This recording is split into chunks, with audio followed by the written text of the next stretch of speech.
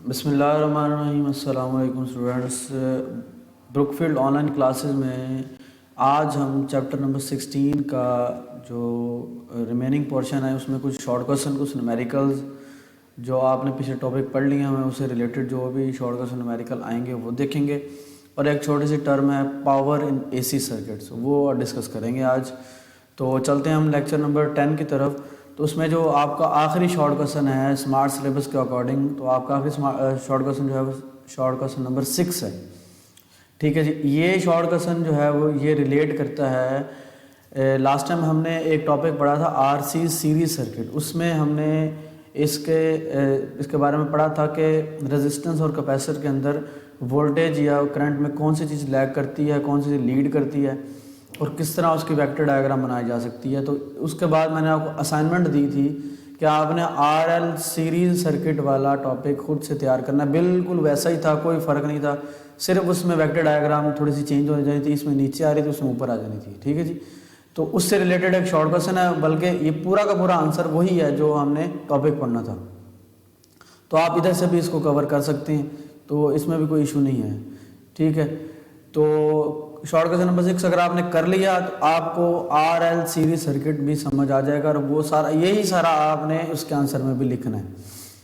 Question number 6 पढ़ लेते हैं जी। In RL circuit will the current lead or lag or lead the voltage, illustrate your answer by the vector diagram. उसने कहा है कि आरएल सर्किट के अंदर करंट लीड करता है या वोल्टेज लीड करते हैं, करंट लैग करता है या वोल्टेज लैग करते हैं, इसको एक्सप्लेन करें बाय वेक्टर डायग्राम। तो इसमें पूरा का पूरा वो टॉपिक ही आ जाएगा। ठीक है जी। तो हमने वहाँ पे एक बात पढ़ी थी कि आरसी सीरीज सर्किट के अंदर करंट जो है वो लीड करता था, क्योंकि वो वोल्टेज वाली जो लाइन थी वो नीचे की तरफ आ रही थी। इधर अगर मैं ड्रा कर दूं तो यहाँ पे आ रही थी। ठीक है जी। वो लाइन इसको हम नीचे नेगेटिव वाई एक्सिस की तरफ लेके गए थे, तो इसका मतलब है कि ये वाली जो लाइन है ये रेफरेंस लाइन है, और ये वाली जो लाइन है ये नेगेटिव वाई वाली जो है ये लैग करेगी, ये लीड करेगी। अब हमने जब एसी थ्रू इंडक्टर के बारे में पढ़ा था उसके अंदर भी ये बात पढ़ी थी कि जो है वो करंट लैग करता है और वोल्टेज लीड करते हैं। पहले हम उसको वोल्टेज सप्लाई देते हैं, उसके बाद करंट उसके अंदर मूव करता करता करता अपनी वैल्यू को बढ़ाता है। ठीक है जी। तो वहाँ पे इंडिगोस ईएमएफ और इंडिगोस करंट प्रोड्यूस होते हैं। तो ये बात उधर भी हमने डिस्कस की थी, इधर भी हम डिस्कस कर रहे हैं। तो यहाँ पे हमें एक डायग्राम से भी ये बात पता चल रही है कि इस केस के अंदर करंट लैग करेगा, वोल्टेज लीड करेंगे, जो हमने अप्लाई किए हुए हैं, जो उसके अंदर फ्लो कर रहे हैं सर्किट के अंदर। तो इसका आंसर देख लेते हैं। In RL circuit current will lag by the phase of π/2। तो इन दोनों के दरमियान जो एंगल बनेगा वो π/2 होगा। Consider N RL series circuit excited by N AC source. तो अब हमारे पास एक आरएल सीरीज सर्किट होगा, उसके अंदर एक तरफ इंडक्टर लगा होगा, एक तरफ रेजिस्टेंस लगी होगी, और उसको हम एसी सप्लाई के साथ अटैच करेंगे। बिल्कुल वही सेटअप जो हमने पहले पढ़ा हुआ है, कैपेसिटर की जगह पर इंडक्टर आ जाएगा। इंडक्टर के अक्रॉस जो जो पोटेंशियल होगा वो हम VL लिखेंगे, और रजिस्टर के अक्रॉस जो पोटेंशियल होगा उसे VR लिखेंगे। वहाँ पे हमने लिखा था VC कैपेसिटर के अक्रॉस। अब हमें पता है कि ये दोनों सीरीज़ में अटैच हैं, तो सीरीज़ में अटैच होने का मतलब ये है कि करंट सेम रहता है हर कंपोनेंट के अंदर। तो करंट सेम होगा तो इसको हम रेफरेंस लाइन कंसिडर करेंगे। जब रेफरेंस लाइन होगा तो हमेशा एक्स एक्सिस पे पॉइंट आउट किया जाएगा। तो ये हमारा इस लाइन पे ऊपर करंट आएगा, और V = IR लिखेंगे तो I और इधर I भी सेम हो जाएंगे, तो यहाँ पे हमारे पास R आ जाएगा। ये सारी बात मैंने आपको प्रीवियस लेक्चर के अंदर बताई हुई है। तो अब ये डायग्राम हमने वो डायरेक्ट यहाँ पे यूज़ की है। तो ये करंट वाली लाइन है, और ये वाली जो लाइन है ये पोटेंशियल वाली लाइन है। तो इससे हमने 2 पॉइंट ऑब्टेन किए हैं। The potential difference across the resistor VR = register के अक्रॉस जो पोटेंशियल है VR = IRMS × R, क्योंकि सप्लाई जो होगी वो एसी सप्लाई होगी, तो उसका जो करंट होगा उसे हम IRMS का नाम देते हैं। तो इसके अक्रॉस जो पोटेंशियल होगा उसको VR लिखेंगे, क्योंकि रजिस्टर के अक्रॉस पोटेंशियल और वोल्टेज और करंट जो है वो सेम रहते हैं, तो इसलिए दोनों इन फेज होंगे, तो इसकी डायरेक्शन भी इस तरफ को बनेगी। Would be the in phase with current, तो दोनों इन फेज होंगे तो इसकी डायरेक्शन भी इधर आ जाएगी।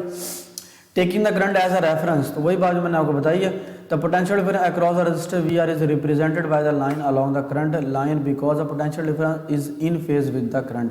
तो अगर हमने यहाँ पे पोटेंशियल डिफरेंस को ड्रा करना है तो उसको भी इसी लाइन के ऊपर एरो बना देंगे, तो ये लाइन जो होगी ये वी आर को रिप्रेजेंट करेगी, क्योंकि दोनों इन फेज हैं, दोनों की डायरेक्शन सेम रहेगी। अब आ जाते हैं सेकंड केस के अंदर, इन केस ऑफ इंडक्टर। इंडक्टर क्या करता है, करंट हम वहाँ पे पहले पोटेंशियल सप्लाई करते हैं उसको, यानी कि सोर्स के अटैच करते हैं, तो पहले जो है वोल्टेज गुजरेंगे उसके अंदर से, तो करंट लैग करेगा, वोल्टेज लीड करेंगे। तो current lag the voltage by pi by 2, तो पहले वोल्टेज गुजरेंगे, उसके बाद जो है वो पाई बाय 2 के एंगल से करंट वहाँ पे फ्लो करेगा।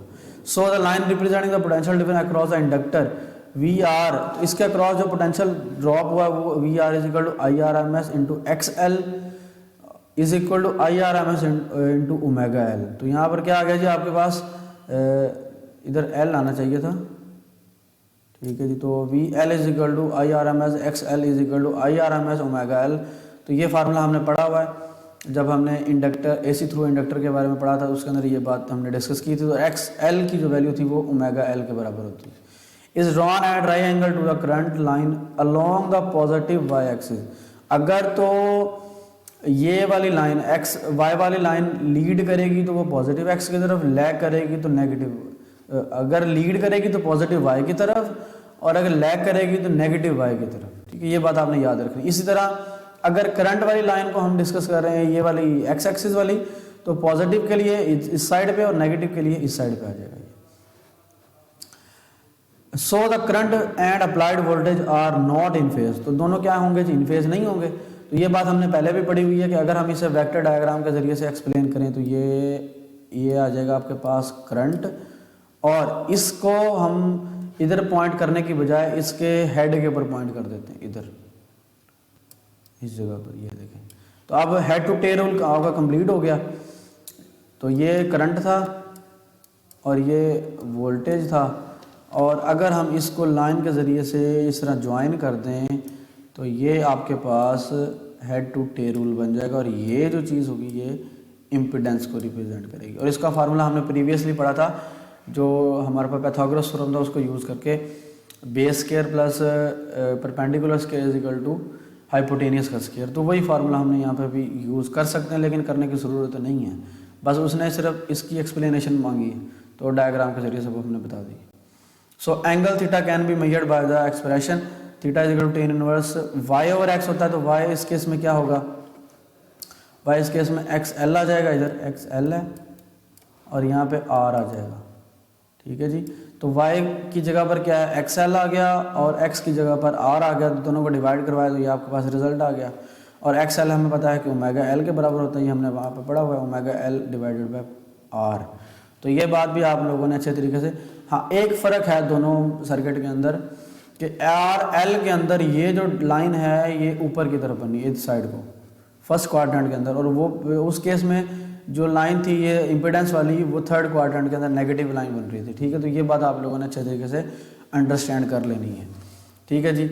उसके बाद है जी नेक्स्ट न्यूमेरिकल की तरफ आते हैं। आपके शॉर्ट क्वेश्चन पूरे हो गए हैं। न्यूमेरिकल नंबर, इससे न्यूमेरिकल जो रिलेटेड हैं वो न्यूमेरिकल नंबर 4, 5 इससे रिलेटेड न्यूमेरिकल थे, वो आज हम करेंगे। बड़े आसान से न्यूमेरिकल हैं जी। An inductor has inductance of 1 over pi H and resistance of 2000 ohm. उसने कहा है कि एक इंडक्टर है जिसकी इंडक्टेंस है 1 ओवर पाई एच, तो ये सेल्फ इंडक्टेंस की वैल्यू आ गई, L is equal to 1 over pi H. और रेजिस्टेंस जो है वो है 2000 ओम, और 50 हर्ट्ज वाले साइकिल सप्लाई के साथ उसे अटैच किया हुआ है। Calculate the reactance and impedance offered by the circuit. तो हमने दो चीज़ें कैलकुलेट करनी है, रिएक्टेंस और इम्पीडेंस। अब क्योंकि यहाँ पे इंडक्टर लगा हुआ है तो हम इंडक्टिव रिएक्टेंस कैलकुलेट करेंगे। अगर यहाँ पे कैपेसिटर लगा होता है तो कैपेसिटिव रिएक्टेंस मेजर करते, और इम्पीडेंस हमें पता है जेड के बराबर होता है। तो गिवन डाटा हमारे पास क्या है, इंडक्टेंस, रेजिस्टेंस और फ्रीक्वेंसी, और हमने कैलकुलेट क्या करना है, इम्पीडेंस और इंडक्टिव रिएक्टेंस यानी कि एक्स एल की वैल्यू फाइंड करनी है। तो हम वही तरीकाकार अप्लाई करते हैं जो पहले किया था। Inductive reactance is equal to X L is equal to omega L, वो फार्मूला हमने यूज़ किया। तो एक्स एल हमें पता है कि 2 पाई एफ एल के बराबर, क्योंकि ओमेगा बराबर होता है 2 पाई एफ के। तो एफ की वैल्यू भी है, एल की वैल्यू भी है, दोनों की वैल्यू यहाँ पे पुट करने के बाद 100 ओम आ गए। यहाँ पे ये बात याद रखनी है कि पाई जो होगा वो 3.14 के बराबर होगा, यानी कि जो इसकी वैल्यू आप यूज़ करते हो कैलकुलेटर के ऊपर 3.14 के बराबर होगा पाई। ठीक है, तो ये आपने इसके अंदर पुट करके इसको मल्टीप्लाई डिवाइड कराना तो इसका आंसर आ जाएगा 100 ओहम। सेम इसी तरीके से इम्पिडेंस का फार्मूला हमने पढ़ा हुआ है। इम्पिडेंस का formula Z is equal to total जितनी भी आपके पास सर्किट के अंदर कंपोनेंट लगे हुए हैं सब की रेजिस्टेंस को मेजर करना। अब हमारे पास इंडक्टर लगा हुआ है तो इसका मतलब है कि रेजिस्टेंस भी साथ अटैच होगी, तो रेजिस्टेंस और इंडक्टेंस दोनों का फार्मूला हमने यूज़ किया क्योंकि यहाँ पर रेजिस्टेंस दी हुई है तो इसका मतलब रेजिस्टेंस भी अटैच है। तो R square plus X L square under root आता है तो अंडर रूट की जगह हमने 1/2 लिख लिया। तो आर की वैल्यू पुट की, एक्स एल की वैल्यू पुट की, इसका स्केयर किया, इसको ऐड किया और ये आंसर आ गया। इसका स्केयर रूट लिया तो आपके पास आ गया 2002.5। तो ये इसकी टोटल रेजिस्टेंस है और ये इसकी सिर्फ एक कंपोनेंट की रेजिस्टेंस है। ठीक है जी, तो ये न्यूमेरिकल नंबर 4 शॉर्ट क्वेश्चन में भी आ जाता होता है। न्यूमेरिकल नंबर 5 बड़ा इंपॉर्टेंट है, इसको ज़रा अच्छे तरीके से आपने देखना है। And inductor of a pure inductance, एक फिर वही बात इंडक्टर आ गया। अब क्योंकि हमें इंडक्टिव रिएक्टेंस मालूम करनी होगी या इंडक्टेंस मालूम करनी होगी, इनमें से कोई एक चीज़। तो इंडक्टेंस की वैल्यू दी हुई है 3/πh is connected in series with a resistance of 40 ohm. तो सीरीज के साथ एक रेजिस्टेंस अटैच की जिसकी resistance 40 ohm. Find the peak value of the current, maximum value find करनी यानी कि I0, द RMS वैल्यू यानी कि IRMS कैलकुलेट करना है, the phase difference between the current and the voltage applied by, तो फेज डिफरेंस फाई मालूम करना है। V is equal to 350 sin 100πt। तो अब देखते हैं कौन कौन सी वैल्यूज गिवन है हमारे पास। इंडक्टेंस गिवन है L is equal to 3/πh, resistance given है 40 ओहम और ये इक्वेशन गिवन है V is equal to 350 sin 100πt।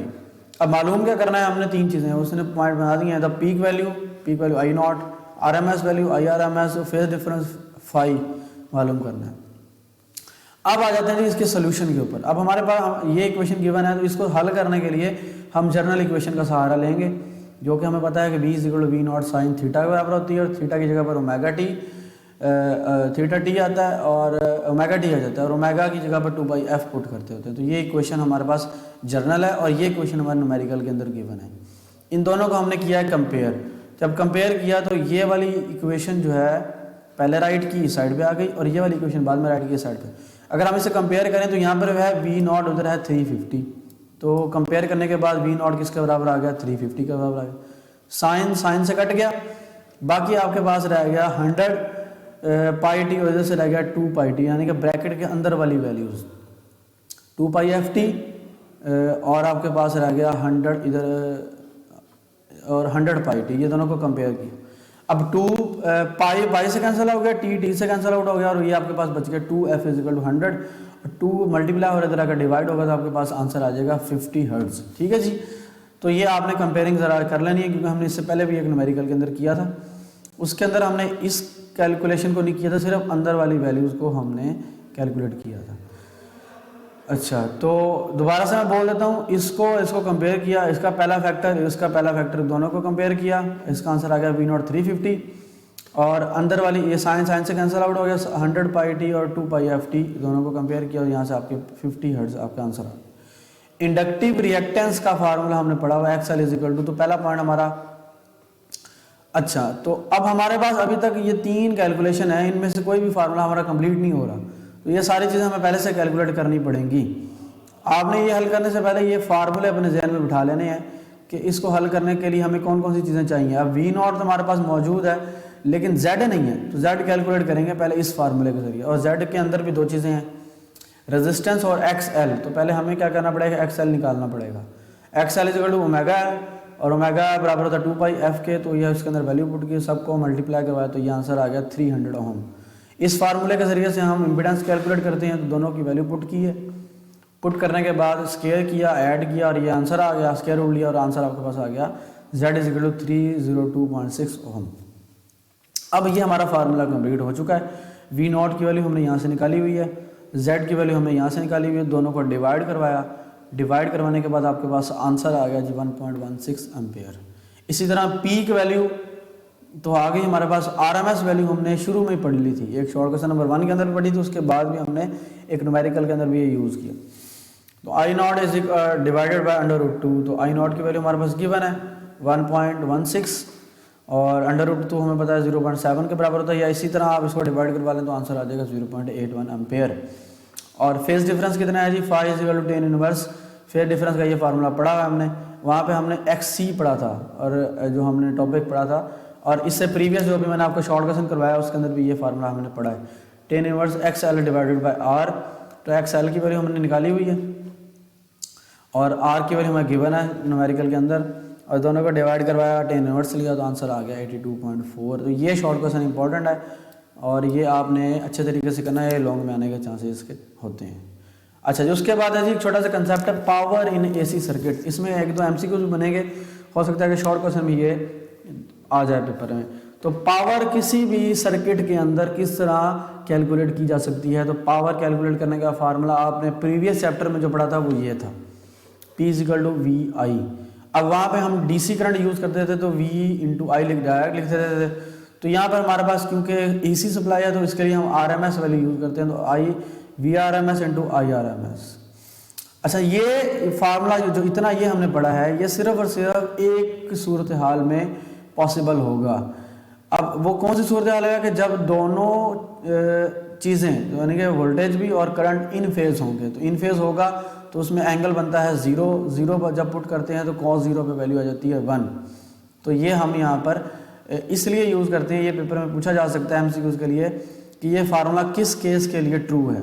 तो ये तब ट्रू होगा जब V और I जो है वो इन फेज होंगे, और V और I इन फेज तब होते हैं जब आपके पास प्योर रेजिस्टिव सर्किट होता है, यानी कि सर्किट के अंदर सिर्फ एक रेजिस्टेंस लगी हो या जो AC क्वांटिटी है वो रेजिस्टेंस के अंदर से गुजर रही हो, तब जाके दोनों इन फेज होते हैं। ये हमने 3 से 4 टॉपिक के अंदर भी ये बात डिस्कस की है। This expression is true in case of AC circuit only when V and I are in phase, as in case of purely resistive circuit. In AC circuit the potential difference between the voltage applied voltage VRMS and the current is IRMS। तो हमें पता है कि AC supply के अंदर voltage होते हैं VRMS होते हैं और करंट जो होता है वो IRMS होता है। The component of VRMS along the current IRMS, क्योंकि हमें पता है कि एक चीज़ इंक्लाइंड प्लेन पे आनी है और दूसरी चीज़ इस जगह पे आएगी, तो हम उसको इसके कंपोनेंट में रिजॉल्व करते हैं इस तरह। अगर हम इधर वोल्टेज कंसिडर कर लें, ठीक है जी, और ये VR cos थीटा बन जाएगा और ये VR sin थीटा बन जाएगा। और हमें पता है कि जो करंट होता है वो हमेशा रेफरेंस लाइन पे आता है इस जगह पर I। तो अगर हम इस I को इस पूरे फैक्टर के साथ मल्टीप्लाई करें, जैसे हमने डॉट प्रोडक्ट के अंदर किया था, अगर आपको याद हो, फर्स्ट वेक्टर की magnitude multiply by projection of second vector, दोनों को मल्टीप्लाई कर, ये I है और ये आपके पास V × cos है। तो जब इनको मल्टीप्लाई करवाएंगे तो ये आपके पास आंसर आ जाएगा ये वाला। Actually it is a component of voltage vector which is in phase with current. तो ये हमने वो वाला ऐसा चूज करना है जो इन फेज है, आउट ऑफ फेज वाला यानी कि परपेंडिकुलर डायरेक्शन वाली वैल्यू को हमने यूज नहीं करना। So power dissipated in AC circuit P = V × I। तो V का कौन सा कंपोनेंट यूज करेंगे जो इन फेज आ रहा होगा। इन फेज कौन सा था, VRMS × cos of theta × IRMS। तो जब इसको मल्टीप्लाई करवाएंगे तो P = VRMS × IRMS × cos of theta. तो ये पावर डेसिपेशन का फार्मूला है AC सर्किट के अंदर।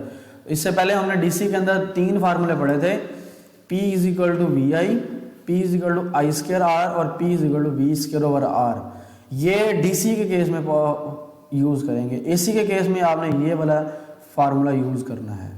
और अगर आपके पास प्योर रेजिस्टिव सर्किट है तो फिर आप ये वाला फार्मूला यूज़ करेंगे, ठीक है जी। और द फैक्टर, ये जो कॉज वाला फैक्टर आ गया एक्स्ट्रा, ये देखिए, इसको अगर इसके साथ कंपेयर करें तो ये इसमें कॉज वाला फैक्टर एक्स्ट्रा आ गया। ये फैक्टर जो है इसे बोलते हैं पावर फैक्टर, ठीक है जी। अब पावर फैक्टर मैक्सिमम कब होगी ये आपको यहाँ से, अगर हम इन दोनों चीज़ों को कांस्टेंट कर दें तो P डिपेंड करेगा कॉज के ऊपर, और कॉज हमेशा आपको मैक्सिमम वैल्यू कब देता है, जब दोनों चीज़ें इन फेज हों। दोनों चीज़ें इन फेज कब होंगी, जब दोनों के दरमियान एंगल 0 होगा। जब कॉज 0 पे होगा तब आपके पास मैक्सिमम वैल्यू होगी। इसका मतलब ये है कि प्योर रेजिस्टिव सर्किट के अंदर पावर मैक्सिमम हमें मिलेगी। इसके अलावा अगर आप कोई भी वैल्यू इसके अंदर पुट करते हो 90, जैसे आपने पढ़ा था इंडक्टिव केस के अंदर और कैपेसिटिव केस के अंदर, तो अगर वहाँ पे 90 पुट करेंगे तो वहाँ पे आपके पास मिनिमम पावर जो है वो डेसिपेट होती हुई नज़र आएगी, क्योंकि जितनी हम पावर देंगे उतनी आपको आउटपुट में मिल जाएगी। तो ये वाला फार्मूला आपने अच्छे तरीके से करना है। और इसमें ये जो पावर फैक्टर ये पूछा जा सकता है, और पावर फैक्टर मैक्सिमम कब होता है, और मैक्सिमम कब होता है उसकी वैल्यू, पावर फैक्टर मैक्सिमम तब होता है जब दोनों इन फेज होते हैं।